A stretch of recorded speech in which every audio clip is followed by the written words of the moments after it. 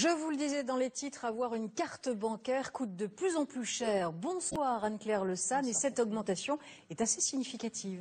Oui, le prix de la carte Visa internationale à débit immédiat flambe de 20 jusqu'à 40% sur 3 ans, alors que dans le même temps, l'inflation a augmenté de 6%, c'est beaucoup moins. Une hausse des tarifs qui concerne près d'un tiers des banques. Elle propose une carte en moyenne à 37 €, mais cela peut varier de 0 à 45 €. Alors, dans cette enquête, il y a un point assez intéressant dans cette carte. Si on habite Aurillac dans le Cantal ou à Bordeaux, on ne paye pas le même prix.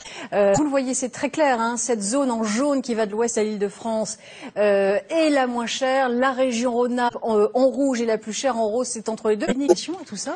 Eh bien, écoutez, cela varie donc selon les banques et les régions. On ne sait pas vraiment pourquoi, mais si l'on regarde dans le détail, c'est la Banque populaire Atlantique qui est parmi les moins chères. Elle a baissé ses tarifs avec une carte à 34 € et carton rouge, en revanche, pour le Crédit du Nord avec une carte à 42 € et des tarifs en hausse de 10% sur 3 ans.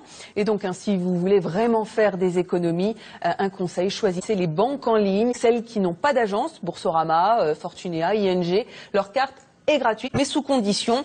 Alors n'hésitez pas à faire jouer la concurrence. Le coût de la carte représente souvent la moitié de vos frais bancaires. En France, il reste très cher. Pour une baisse réelle des tarifs, il faudrait une véritable concurrence, une seule solution, comme avec les abonnements de téléphone, la possibilité de changer d'opérateur sans changer de numéro. Eh bien là, on pourrait changer de banque sans changer de RIB, mais ce n'est pas encore possible. Il faut négocier. Merci Anne-Claire. Sophie Protéol, ce nom, vous l'avez peut-être